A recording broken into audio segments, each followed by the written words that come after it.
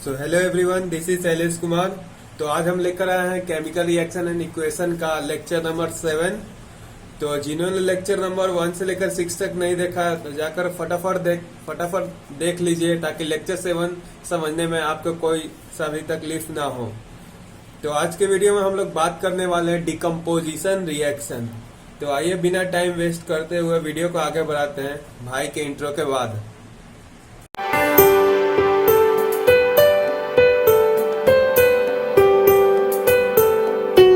तो आज का हमारा टॉपिक है decomposition reaction. Decomposition reaction start करने से पहले मैं एक बार आपको कॉम्बिनेशन रिएक्शन के बारे में बता देता हूँ। कॉम्बिनेशन रिएक्शन उसे कहते थे जिसमें दो या दो से अधिक सब्सटेंस कंबाइन होकर एक सिंगल प्रोडक्ट दिया करते थे, उसी को हम कॉम्बिनेशन रिएक्शन कहते हैं। इसी के जस्ट उल्टा है डिकम्पोजिशन रिएक्शन। कॉम्बिनेशन रिएक्शन में क्या था कि उसमें दो सब्सटेंस कंबाइन होकर एक सिंगल प्रोडक्ट देते हैं, लेकिन डिकम्पोजिशन में यह है कि यहाँ पे एक सब्सटेंस कंबाइन होकर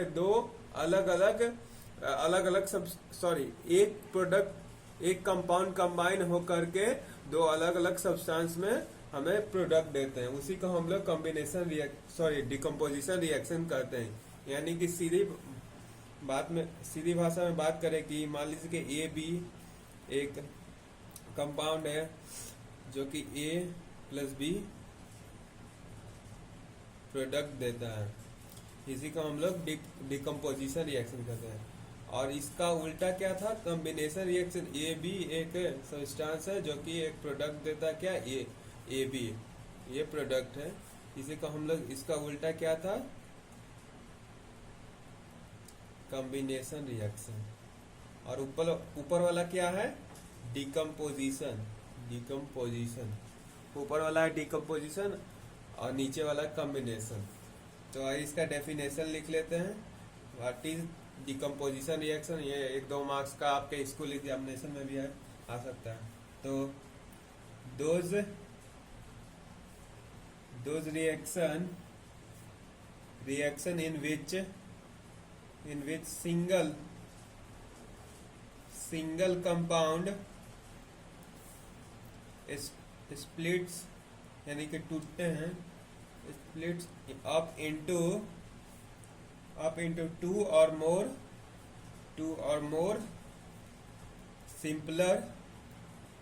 सिंपलर सब्सटेंस।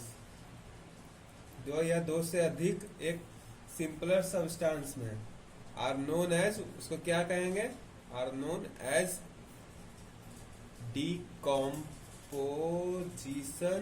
Decomposition reaction. तो डिकम्पोजिशन रिएक्शन क्या होता है, दो reaction in which single compound splits यानी कि टूटते हैं, दो या दो अधिक सिंपलर सब्सटेंस, दो या दो से अधिक सिंपलर सब्सटेंस, उसी को हम लोग क्या कहते हैं, डिकम्पोजिशन रिएक्शन।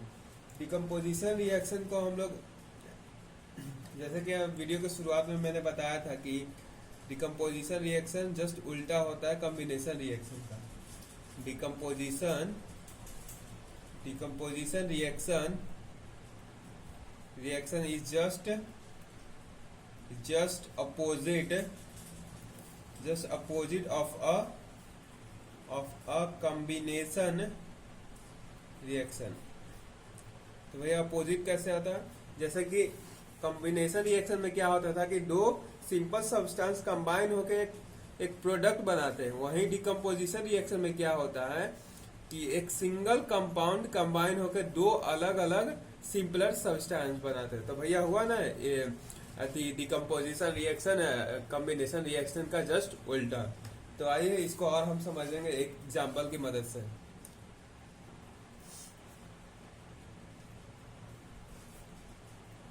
CaCO3 क्या है, कैल्शियम कार्बोनेट। इसको हीट करेंगे form of decomposition to form a calcium oxide that is also solid and CO2 gas release। इसको और इलिस्ट्रेट करके लिख सकते हैं, calcium carbonate plus calcium oxide और कार्बन डाइऑक्साइड। हालांकि इसका बहुत ही सारा एग्जांपल, लेकिन मैं एक ही एग्जांपल दूंगा क्योंकि इसके डिकम्पोजिशन रिएक्शन के टाइप में आपको बहुत ही सारा एग्जांपल मिलेगा, इसलिए मैं अभी एक ही एग्जांपल दे रहा हूँ। सो गाइज, अब हम लोग बात करेंगे types of decomposition reaction. Basically decomposition reaction के 3 टाइप हैं, तो आइए हम लोग एक एक करके तीनों टाइप के बारे में पढ़ेंगे। तो पहला है थर्मल डिकम्पोजिशन रिएक्शन, जिसको हीट डिकम्पोजिशन रिएक्शन भी कर सकते हैं। दूसरा है photo, that is light decomposition reaction. और third one is electro decomposition reaction. कितने प्रकार है? 3 प्रकार है, थर्मल, फोटो एंड इलेक्ट्रो। तो आइए सबसे पहले टॉपिक के बारे में हम लोग बात करेंगे, that is thermal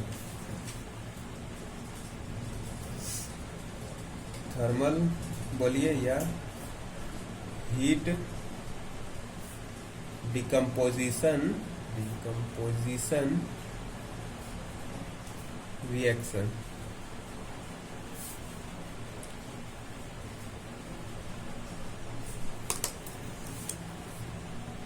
thermal decomposition reaction होता क्या है? जब डिकम्पोजिशन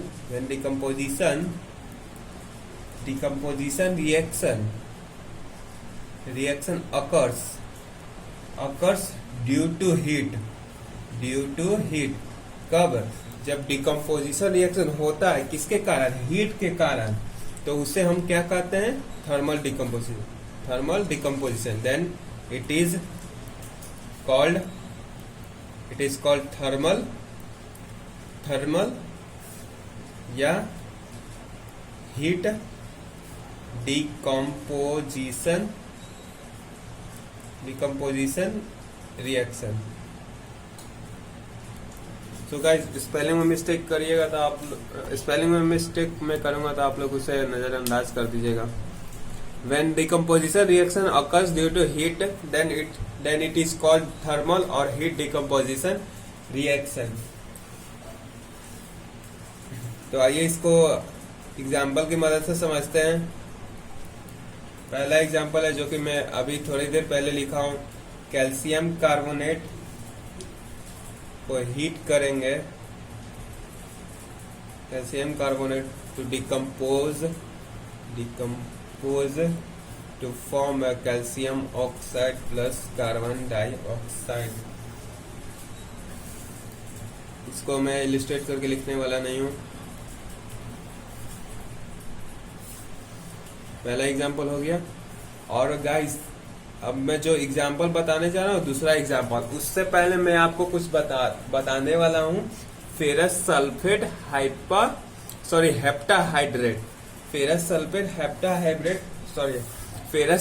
हेप्टाहाइड्रेट होता क्या है? तो फेरस सल्फेट, पहले हम जान जाते हैं कि फेरस सल्फेट हेप्टाहाइड्रेट होता क्या है, ताकि अगला जो एग्जांपल मैं बताने जा रहा हूँ ना, उसको समझने में आपको कोई सा भी तकलीफ ना हो। फेरस सल्फेट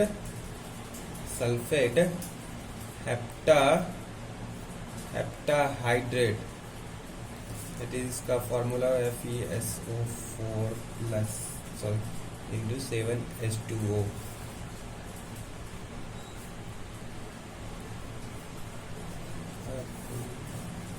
तो ferrous sulphate heptahydrate, they contain 7 molecule of water of crystallization,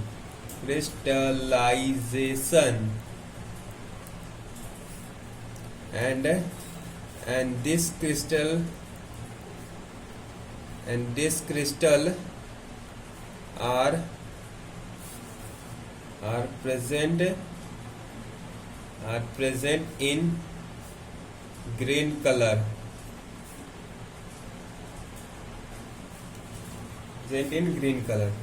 तो भैया अब आता है मेन बात, जो कि मैं एग्जांपल किस लिए समझा रहा हूं। जब when green colour ferrous sulphate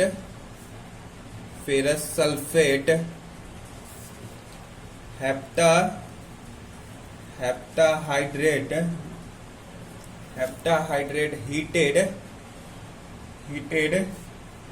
heated it firstly lose, क्या सबसे पहले क्या करेगा, firstly loose 7 molecule of water and 7 molecule of water to form a anhydrous भैया अनहाइड्रस क्या होता है, जिसमें वाटर के मॉलिक्यूल ना, यानी कि पानी ना, उसमें पानी मौजूद ना हो।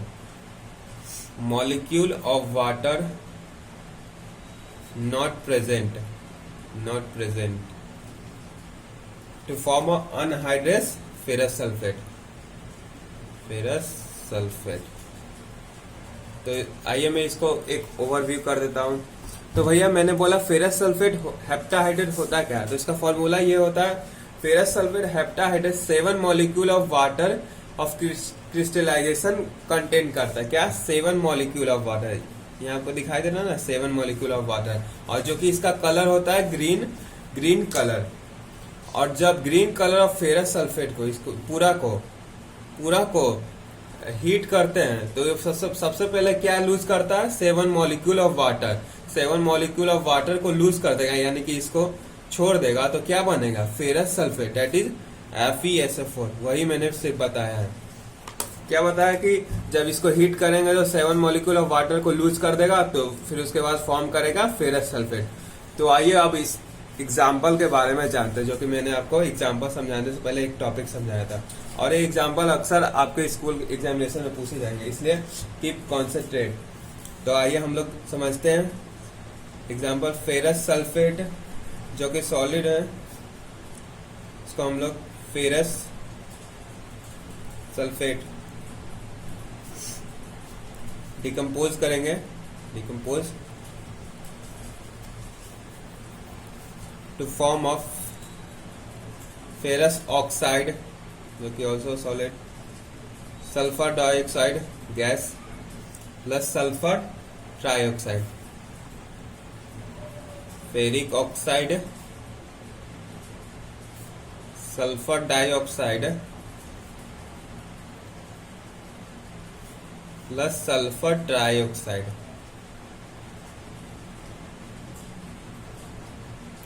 तो गाइस ये था थर्मल डिकम्पोजिशन रिएक्शन, जिसके बेसिस पे मैंने आपको 2 एग्जांपल समझाया, और इसमें एक मेन टॉपिक था फेरस सल्फेट हेप्टाहाइड्रेट। तो आइए अब हम लोग second type of thermal decomposition के बारे में बात करें, जो कि है photo decomposition reaction.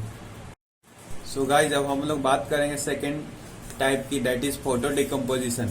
Photo decomposition उसे हम कहते हैं कि जब डिकम्पोजिशन रिएक्शन होता है तो उस समय लाइट अकर होता है, उसी को हम लोग फोटो डिकम्पोजिशन कहते हैं। तो आइए इसका डेफिनेशन लिख लेते हैं। When decomposition reaction when decomposition reaction occurs due to light, decomposition reaction light के कारण होता है, उसी को हम लोग क्या कहते हैं, photo decomposition. Then it is called photo decomposition या लाइट डिकम्पोजिशन। तो गाइस इसे हम लोग और भी अच्छी तरीके एग्जाम्पल की मदद से समझ लेते हैं। और हाँ, जो एग्जाम्पल में लिखवा रहा हूँ ना, उसमें कलर चेंज होंगे और कलर ही चेंज आपके एग्जामिनेशन में पूछे जाएंगे। और जो इस बार 2 एग्जाम्पल में लिखवा रहा हूँ ना, ये बोर्ड में भी हर बार पूछे जाते हैं, तो इसलिए ध्यान से इस एग्जाम्पल को समझिएगा। Example number 1, AgCl, that is silver chloride, is a solid. After reaction, after decomposition,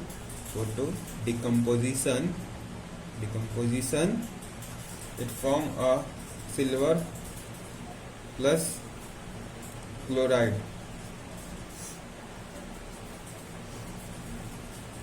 तो इसको और भी अच्छी तरीके से लिखना है, silver chloride plus silver form of silver and chlorine. अब बारी आती है कलर चेंज की। तो सिल्वर क्लोराइड का कलर होता है व्हाइट। ध्यान से इस कलर को याद कर लीजिएगा। सिल्वर क्लोराइड का कलर क्या होता है? व्हाइट।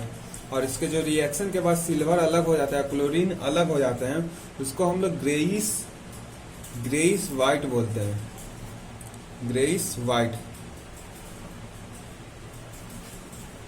और क्लोरीन को हम लोग बोलते हैं yellowish green.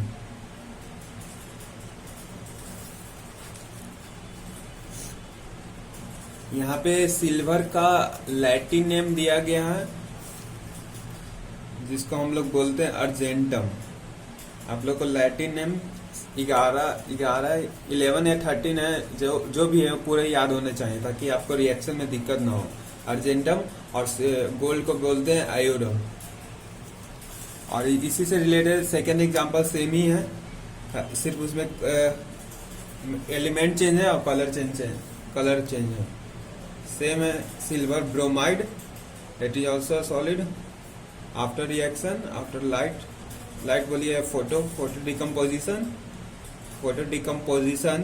it form a single product, that is silver and bromine, it is a gas। और इसका कलर चेंज देख लेते हैं, जो कि है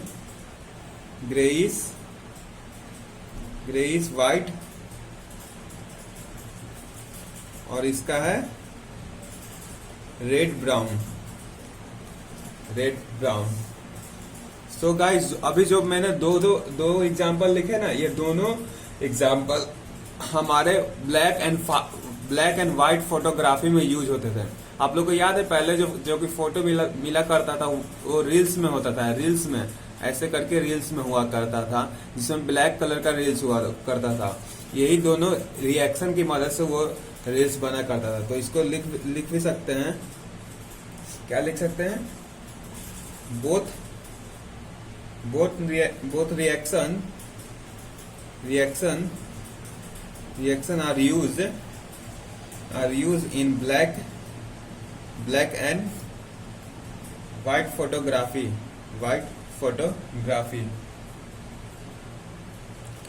सो गाइज, यही था डिकम्पोजिशन रिएक्शन का सेकेंड टाइप। और अब हम लोग बात करेंगे थर्ड टाइप के बारे में। सो गाइज, अब हम लोग बात करेंगे थर्ड टाइप के बारे में, जो कि इलेक्ट्रोलाइसिस डिकम्पोजिशन या इलेक्ट्रिसिटी डिकम्पोजिशन। इस डिकम्पोजिशन रिएक्शन में यह होगा कि एक कंपाउंड की मदद से इलेक्ट्रोलाइसिस करवा करके उसके 2 प्रोडक्ट निकाले जाएंगे। इसी को हम लोग इलेक्ट्रोलाइसिस ऑफ डिकम्पोजिशन रिएक्शन कहेंगे। तो आइए इसका वही डेफिनेशन फिर से लिख लेते हैं। हालांकि आप लोग अब ये डेफिनेशन आप लोग को याद हो जाने चाहिए। व्हेन डिकम्पोजिशन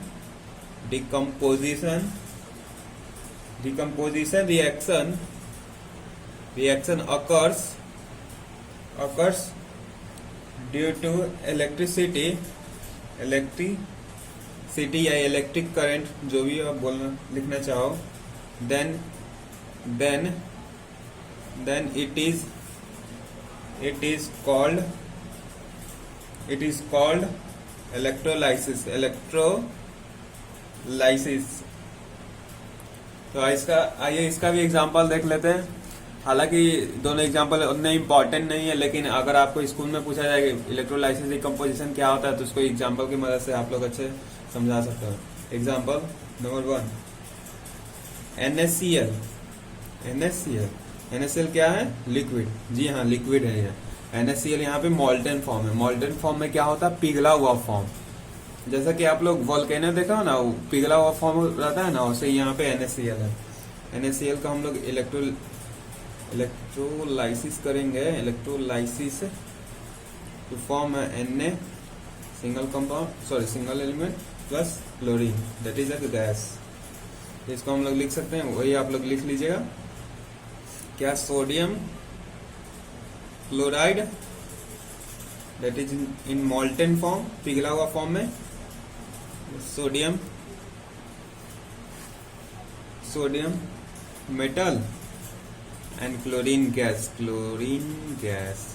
और अब सेकेंड एग्जांपल के बारे में बात करेंगे। H2O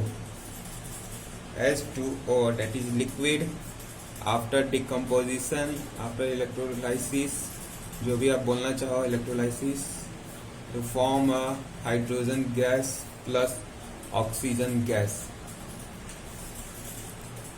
तो गाइज यही था आज का लेक्चर। आशा करता हूँ कि आपको इस लेक्चर में कोई भी दिक्कत नहीं होगी।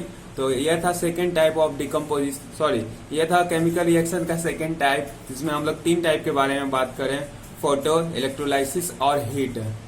सो गाइज यही था आज का वीडियो। आशा करता हूँ कि आप लोग को पूरी समझ में आएगा। अगर कोई भी डाउट हो तो इसे कमेंट सेक्शन में जरूर लिखिएगा और इसे ज्यादा से ज्यादा शेयर कीजिएगा। मिलेंगे नेक्स्ट वीडियो में। Love you all. नामुमकिन जैसी कोई भी चीज नहीं,